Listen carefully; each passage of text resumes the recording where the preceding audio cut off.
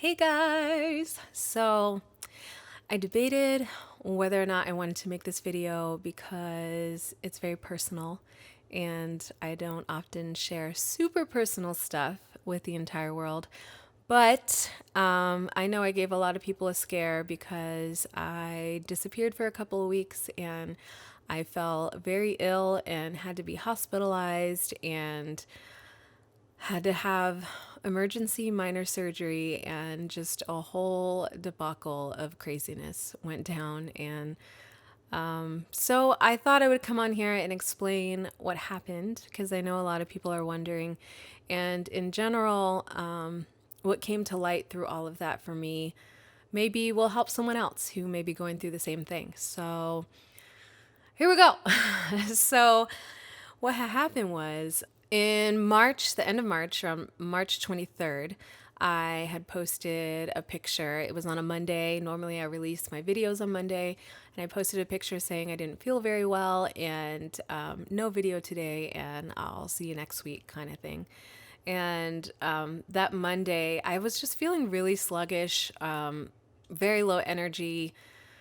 But that was about it. I just wasn't feeling up to making a video. And, I told my husband I was just feeling super lazy today. And that's kind of a red flag for him because I love Mondays. I love making my videos. So he was like, you should just lay down and relax and just take some time. So I did. I laid down, and also another red flag, I never take naps during the day. Naps are hard for me for some reason. I don't know, I just don't do them. But on that Monday, I laid down and I slept for like 5 hours or something in the middle of the day. And my husband wakes me up and is like, you're going to ruin your sleep schedule. Why don't you wake up and eat something? Like, come back to the land of the living. And I just did not feel good energy wise. I was just really, really drained. And I think I just kept on sleeping the rest of that day. He came and like fed me a burrito in bed. And the next day, Tuesday, is when all the fever and all that started setting in.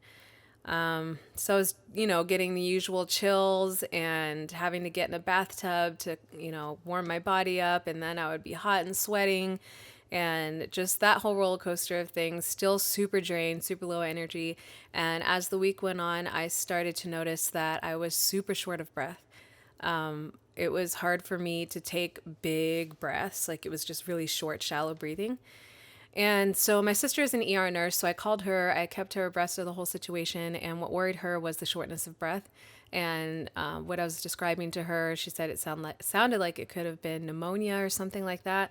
So on Thursday, she ended up driving out to me, and she brought all of her stuff with her and her stethoscope and everything, and she checked my lungs and my breathing, and she could tell that I had shallow breathing on the right side of my body. And then she noticed, because the way I was sitting, she could see the bottom of my feet, and she noticed my feet were purple, like turning purple, not actually purple, but they weren't the proper color. And she touched my foot, and you know how when you touch your skin, it turns kind of white. And then when all the blood rushes back in, then it turns to normal color. And that wasn't happening with me. She touched my foot and the blood didn't come rushing back in. And I forget the term she called it, but she immediately was like, we're going to the hospital right now. So she whisked me away to the hospital, and that was on Thursday. They were having the whole COVID scare and all that. So they put me into the COVID area where it was this big white tent. Everybody's like in the crazy gear and just staying away and all that. So I was in that tent, and they kind of were thinking it could be COVID. So they tested me for COVID, and luckily my dad is a virologist, and his lab is doing big things when it comes to COVID testing. And at that time, they had the quickest test that was on the market. So I also sent my samples to my dad, and he tested me for COVID.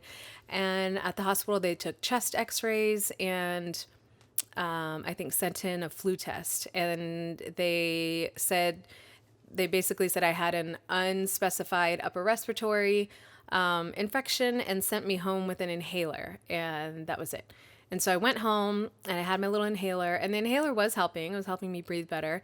But my fever would just not go away. And so I was just enduring the chills and the fever, low energy, chills, fever, low energy until the following I want to say Monday or so. No, like Tuesday. Because everybody was waiting for that 7 day mark for the fever to just go away, to break the 7 to 9 days. And it got to day 9 and the fever wasn't going anywhere. And it was to the point where my temperature was 103.6 at one point, and then later on in that day it dropped down to 95, which is technically hypothermic. And I actually went hypothermic twice on this little adventure. I'll tell you about the next time later, where I dipped even lower. And I don't know if anybody has experienced hypothermia before, but it was frightening. It just, you can almost feel your life energy just draining from your body. If I had to describe it as anything, it would be like death's grip or something. It was crazy. So I went hypothermic after being crazy high, and called my sister and my mom, and both of them were like, get your ass back to the hospital. So I went back to the hospital a second time. This was going on day 9 of having fevers and chills. And they brought me in and they're like, okay, we're going to do a lot more tests now. We're not just going to focus on COVID. So they took a urine sample, blood test, all of that. And through all of that, they determined it was a kidney infection. And they thought it was from a UTI. And I don't know any females out there if you've had a UTI before. I've never had one, but I feel like I was going to have one once upon a time, and it has very distinct symptoms. Like, you can tell what's going on. And what I did in that moment is, you can take, my mom actually taught me this, you can take D-mannose, is this supplement that you take, and it totally clears it up and you're all good. You don't have to do antibiotics or anything. So I've had to do that before. And so I know what it feels like, and I didn't feel anything like that. So my husband and I have an alternative theory for how I got the kidney infection. So we'll save that for another day. So they determined it was a kidney infection. They gave me antibiotics and they sent me home. They said, you should be good now. And so I went home, and it just kept getting worse. And my fever again spiked to crazy levels, back up to 103.6, 103.8, something like that. And then that was the second time I went hypothermic, was in that same day. It went down to 93, my temperature. And I was honestly very scared at this point. And luckily my husband was home this whole time. So he threw me in the car and raced me back to the hospital for the third time. And the doctors at this point, I could tell in the voices, they're almost feeling kind of bad. They're like, what is going on with this girl? Like, we need to figure this out, like, now. And so this time around, they gave me a full-blown CAT scan.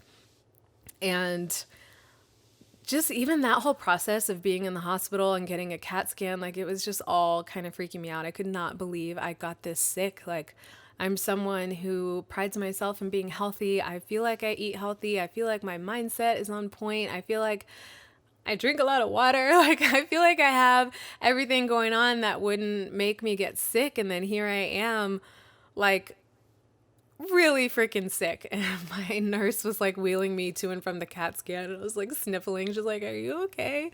Like, I just can't believe I got this sick. It was just really freaking me out.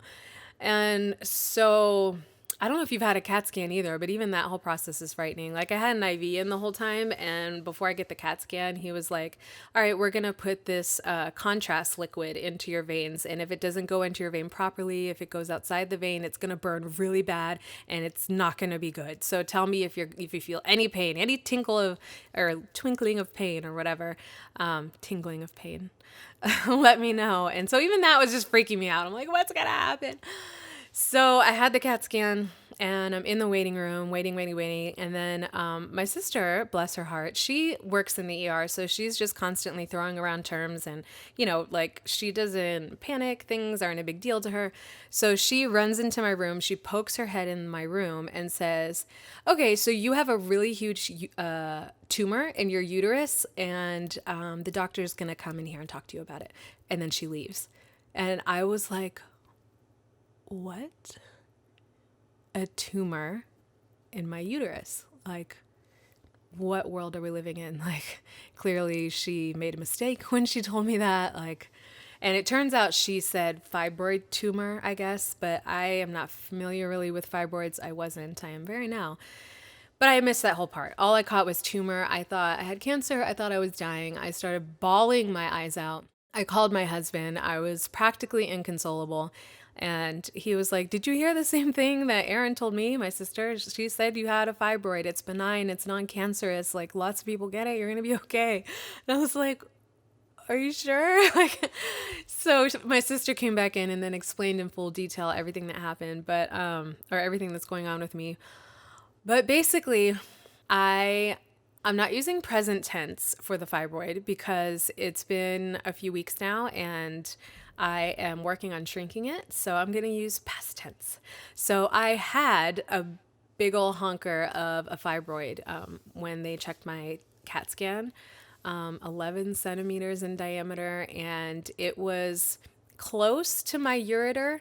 So they're thinking that's why I had such a problem with my kidney draining the infection, because it looked like the fibroid could be pressing on the ureter and causing the flow to slow down, which in normal everyday life, it's like whatever. But if you have an infection, you need to be draining that infection constantly and quickly. So they thought the best solution was to put a stent in me for the meantime because I was so sick. They didn't want to send me home and, just have the wait for the antibiotics to kick in, because I was on antibiotics for 2 days before I came racing back to the ER. So they made a call and I had to have immediate surgery. It's non-invasive, thank God. Immediate surgery to get a stent put in to make sure my ureter was nice and open and everything could flow properly. And so they rolled me into the OR and I, got put to sleep and all that, which was I've never been in an OR before. Like, hats off to people who have to get surgery and go through all that kind of stuff. Like, I don't even want to have kids because I'm so freaked out about how bad it's going to hurt and going through all that, among other reasons. So, yeah, my sister luckily got to stay with me the whole time because there were absolutely no visitors. So my husband couldn't even be there with me. So they rolled me into the OR, they did their thing, and I currently have a stent in my ureter, which means I can't do crazy activity. I've been walking every single day, 3 miles a day. I've been doing yoga, all that. I just can't lift heavy things and go too crazy for a few months. And they said that the stent could be in for up to 3 months, which actually works out for me because everything that I've been reading online about fibroids, my doctors, of course, want me to get surgery to get the fibroid removed. I don't want to have surgery. I've heard of people who, if they don't take care of them, they could end up having a hysterectomy down the line. When they're closer to menopause, they wouldn't do a hysterectomy on a young person. So I just have been Googling like crazy because I was in the hospital for a while, and I found so many testimonials of women who were able to shrink and even eliminate their fibroids with diet and herbals and exercise and this whole very strict regimen of things that they did. So it gave me so much hope. And a lot of them were saying that they got results in around the 3-month mark. So I am working my ass off towards that, and come that 3 months when I get the stent out, it is my goal to go to my gynecologist, get that ultrasound, and have her be like, "They said you had fibroids? Like, I don't see any fibroids," is my goal. So that's currently where I'm at with all that, and a lot of things have changed ever since that happened. I mean, being so close to what felt like the other side of this world and the next just is really eye-opening. And I even went through this like momentary thought process of, a little bit of shame that I let myself get to this point, because a big cause of fibroids, from what I've been reading on the blogs, is our lifestyle, our diet, the products that we use, the makeup we put on our face, the shampoo we use, the fact that I microwave food in plastic and don't think about it, the fact that I ate chicken filled with hormones like my whole life growing up. That was like, I was a chicken girl, grilled chicken, and I would just have like a pile of it with salsa, would like be my lunch. And this was back when there wasn't as much awareness about hormones being in chicken and meat and things like that. And apparently that throws everything out of whack in a woman's body. And fibroids are a large part of where they're caused is an imbalance in estrogen and progesterone levels, which is caused by a whole myriad of things that I felt like I was healthy, but I guess I'm not. I wasn't. I am now. So it was just a big fat wake up call. Ever since then, I mean, I've been walking every single day for 3 miles. I've been meditating. I've been doing yoga. I've been eating right. Finally, I cut out all sugar, all added salt, nothing processed, no bread, pasta, rice, like no cheat days on Fridays, none of that stuff. So, I mean, some of you might have noticed I've started posting some food pictures now on my Facebook, and that's going to be a pretty big part of my life now, is just getting right with all of that. And for me, some people that I talked to were like, why would you want to be so strict with everything? Like, why not just have the surgery so you don't have to cut out sugar and salt? But for me, I've struggled with my weight like my entire life. And this is the silver lining for me. I mean, ever since this whole debacle started, the last time I weighed myself was probably like a month or two before this debacle. So from then till now, I've already lost 10 pounds. I've been measuring myself. My inches are going down. Everything is starting to normalize. My skin's starting to clear up because I'm guzzling water like crazy. So for me, it's almost a blessing in disguise that this happened. Of course, I wouldn't wish that upon anyone. So that's partially why I'm here sharing this right now, because if you've been putting off your health, if you think that, eating healthy and all of that is too expensive, let me tell you what's expensive. A $32,000 hospital bill is expensive, which is what it cost for me to get healthy, and I'm not even done yet. I mean, thankfully, I have insurance, so my bill isn't going to be a big deal. But for those who don't have insurance, or anyway, just to rack up that much money in hospital expenses when I could have just racked up that much money in herbal supplements and eating healthy, So that's kind of where I'm at. I just wanted to share with you what was going on, why I disappeared, why you might be seeing me lose a lot of weight coming up and eating a lot healthier and all of that. So yeah, so if anybody has some good healthy recipes to share with me, let me know. And in general, send me good juju to shrink these fibroids come 3 months. I want to be singing the good news from the rooftops. Maybe I'll make up a fibroid be gone song or something. But yeah, that's it. So thanks for listening to my long drawn out story. And I'm just happy to be here, to be alive, to be healthy, to have nothing permanently damaging and life altering to a crazy degree. This is pretty life altering, but in a good way, ultimately. So I'm very thankful for that. Anyway, wishing you guys so much success and health and happiness and joy and fulfillment on your journey. And I will keep you posted on what's going on in mine. All right, catch you next time. Bye. Said you're home, 'cause it ain't hard to see what life is missing.